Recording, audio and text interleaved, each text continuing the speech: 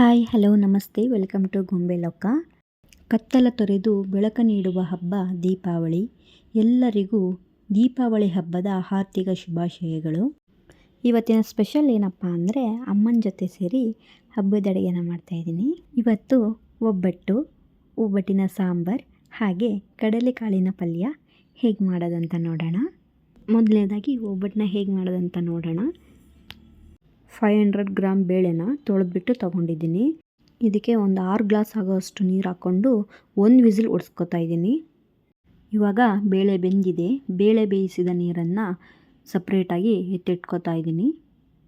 ನಂತರ 500 ಗ್ರಾಮ್ ಬೇಳೆಗೆ ಒಂದು 400 ಗ್ರಾಮ್ ಆಗುವಷ್ಟು ಬೆಲ್ಲನ ತೊಗೊಂಡಿದ್ದೀನಿ. ಸ್ವೀಟ್ ಜಾಸ್ತಿ ಬೇಕು ಅನ್ನೋರು 500ಗೆ 500 ಗ್ರಾಮ್ ಬೆಲ್ಲ ಹಾಕ್ಕೋಬೋದು. ಇವಾಗ ಬೇಯಿಸಿರೋ ಬೇಳೆಗೆ ಬೆಲ್ಲನ ಹಾಕ್ಕೊಂಡು ಮಿಕ್ಸ್ ಮಾಡ್ಕೊತಾ ಇದ್ದೀನಿ. ಇದನ್ನ ಚೆನ್ನಾಗಿ ಮಿಕ್ಸ್ ಮಾಡ್ಕೋಬೇಕು. ಇದಕ್ಕೆ ಒಂದು 3 ಪೀಸ್ ಏಲಕ್ಕಿನ ಹಾಕ್ಕೊತಾ ಇದ್ದೀನಿ. ನಂತರ ಈ ಮಿಶ್ರಣವನ್ನೆಲ್ಲ ಒಂದು ಬೌಲಿಗೆ ಹಾಕ್ಕೊಂಡು ಬೇಳೆನ ಚೆನ್ನಾಗಿ ನುಣ್ಣಗೆ ರುಬ್ಕೋಬೇಕು. ತೆರೆಯಾಗಿರಬಾರ್ದು. ನೋಡಿ ಇವಾಗ ಹೂರಣ ರೆಡಿಯಾಗಿದೆ. ಹೋಳಿಗೆ ರವೆ ಮತ್ತು ಮೈದಾನ ಬಳಸ್ಕೊಂಡು ಕಣ್ಕನ ತಯಾರು ಮಾಡ್ಕೊಂಡಿದ್ದೀನಿ. ಇವತ್ತು ಅಮ್ಮನೇ ಒಬ್ಬಟ್ಟು ಕೂಡ ಮಾಡ್ತಾ ಇದ್ದಾರೆ.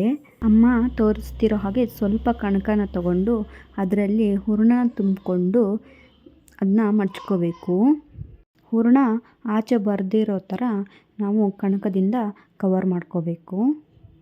ಇವಾಗ ಸ್ವಲ್ಪ ಎಣ್ಣೆ ಹಾಕ್ಕೊಂಡು ಉಂಡೆನ ಇಟ್ಬಿಟ್ಟು ಸ್ವಲ್ಪ ಕೈಯಿಂದ ತಟ್ಕೊಂಡು ನಂತರ ಲಟ್ಟಿಸ್ಕೋಬೇಕು.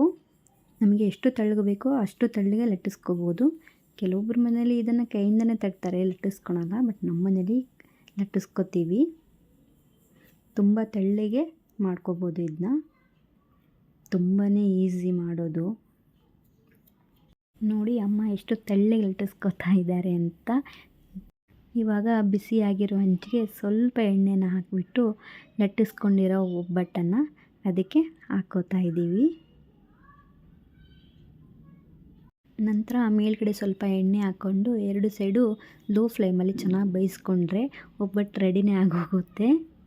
ನೋಡ್ತಿರ್ಬೋದು ಒಬ್ಬಟ್ಟು ಎಷ್ಟು ಚೆನ್ನಾಗಿ ಬಂದಿದೆ ಅಂತ. ಇವಾಗ ಒಬ್ಬಟ್ಟು ರೆಡಿಯಾಗಿದೆ. ಒಬ್ಬಟ್ಟಿನ ಸಾಂಬಾರು ಹೇಗೆ ಮಾಡೋದಂತ ನೋಡೋಣ. ಇದಕ್ಕೆ ಕಟ್ ಮಾಡಿರೋ ಈರುಳ್ಳಿ ಹಾಕಿ ಸ್ವಲ್ಪ ಆಯಿಲ್ ಹಾಕಿ ಫ್ರೈ ಮಾಡ್ಕೊತಾ ಇದ್ದೀನಿ. ಹಾಗೆ ಇದಕ್ಕೆ ಸ್ವಲ್ಪ ಜೀರಿಗೆ ಕೂಡ ಹಾಕ್ಕೋತಾ ಇದ್ದೀನಿ. ನಂತರ ಇದಕ್ಕೆ ಸ್ವಲ್ಪ ಕರಿಬೇವು ಹಾಕ್ಕೊಂಡು ಬಾಡಿಸ್ಕೊತಾ ಇದ್ದೀನಿ. ಹಾಗೆ ಇವಾಗ ಸ್ವಲ್ಪ ಬೆಳ್ಳುಳ್ಳಿ, ಕಟ್ ಮಾಡ್ಕೊಂಡಿರೋ ಹಸಿ ತೆಂಗಿನಕಾಯಿ ಹಾಕ್ಕೋತಾ ಇದ್ದೀನಿ. ಇವಾಗ ಇದನ್ನ ಲೋ ಫ್ಲೇಮಲ್ಲೇ ಚೆನ್ನಾಗಿ ಹುರ್ಕೋಬೇಕು. ನಂತರ ಇದನ್ನು ಒಂದು ಪ್ಲೇಟಿಗೆ ಹಾಕ್ಕೊಂಡು ಎತ್ತಿಟ್ಕೋತಾ ಇದ್ದೀನಿ. ನಂತರ ಇದೇ ಬಾಣಲಿಗೆ ಕಟ್ ಮಾಡಿ ಇಟ್ಕೊಂಡಿರೋಂತಹ ಟೊಮೊಟೊನ ಹಾಕಿಬಿಟ್ಟು ಸ್ವಲ್ಪ ಆಯಿಲ್ ಹಾಕಿ ಹುರ್ಕೋತಾ ಇದ್ದೀನಿ. ಆವಾಗಲೇ ಹುರಿದು ಎತ್ತಿಟ್ಕೊಂಡಿರೋ ಮಸಾಲೆಗೆ ಸ್ವಲ್ಪ ಕೊತ್ತಂಬರಿ ಸೊಪ್ಪನ್ನ ಹಾಕ್ತಾಯಿದ್ದೀನಿ. ಇದಕ್ಕೆ ಹುರಿದಿರೋಂತಹ ಟೊಮೊಟೊನ ಸೇರಿಸಿ ರುಬ್ಕೊಂಡು ಎತ್ತಿಟ್ಕೊಳ್ಳೋಣ. ಆಗ ಒಗ್ಗರಣೆಗೆ ಸ್ವಲ್ಪ ಆಯಿಲ್ ಹಾಕ್ಕೊಂಡು ಆಯಿಲ್ ಬಿಸಿ ಆದ ನಂತರ ಜೀರಿಗೆ, ಸಾಸಿವೆ ಹಾಕ್ಕೊಂಡು ಸ್ವಲ್ಪ ಕರಿಬೇವು ಹಾಕ್ಕೊಂಡು ಹಾಗೆ ಬೆಳ್ಳುಳ್ಳಿ ಕೂಡ ಹಾಕ್ಕೊಂಡು ಒಗ್ಗರಣೆನ ರೆಡಿ ಮಾಡಿಕೊಂಡು ಆವಾಗಲೇ ಎತ್ತಿಟ್ಕೊಂಡಂತಹ ಬೇಳೆಕಟ್ಟನ್ನು ಹಾಕ್ತಾಯಿದ್ದೀನಿ. ನಂತರ ಇದಕ್ಕೆ ರುಬ್ಬಿದ ಮಸಾಲೆನ ಹಾಕ್ಬಿಟ್ಟು ಚೆನ್ನಾಗಿ ಮಿಕ್ಸ್ ಮಾಡ್ಕೋಬೇಕು. ಇದಕ್ಕೆ ಇವಾಗ ಖಾರಕ್ಕೆ ಅನುಗುಣವಾಗಿ ಅಚ್ಚ ಖಾರದ ಪುಡಿನ ಹಾಕ್ಕೋತಾ ಇದ್ದೀನಿ. ಹಾಗೆ ರುಚಿಗೆ ತಕ್ಕಷ್ಟು ಕಲ್ಲುಪ್ಪನ್ನ ಸೇರಿಸ್ಕೋತಾ ಇದ್ದೀನಿ. ಹಾಗೆ ಸ್ವಲ್ಪ ಅರಿಶಿನ ಕೂಡ ಹಾಕ್ಕೊಂಡು ಚೆನ್ನಾಗಿ ಇದನ್ನ ಮಿಕ್ಸ್ ಮಾಡ್ಕೋತಾ ಇದ್ದೀನಿ.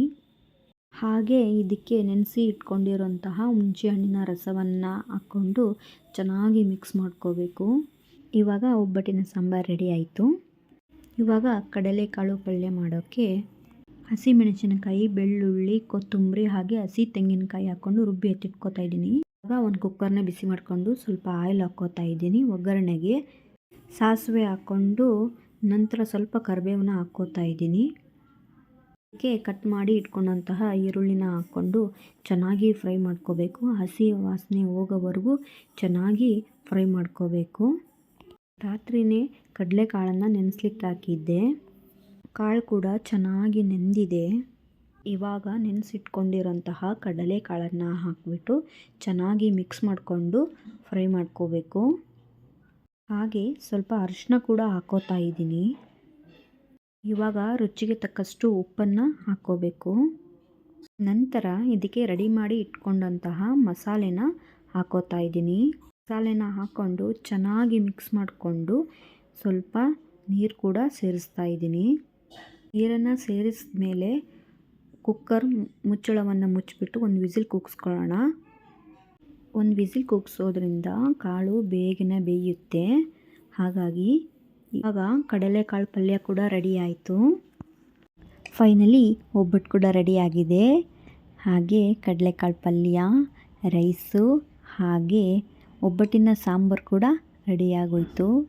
ಇವತ್ತಿನ ಅಡುಗೆ ನಿಮಗೆ ಇಷ್ಟ ಆಗಿದ್ದರೆ ಲೈಕ್ ಮಾಡಿ, ಕಮೆಂಟ್ ಮಾಡಿ ಹಾಗೆ ಶೇರ್ ಮಾಡಿ. Thank you for watching.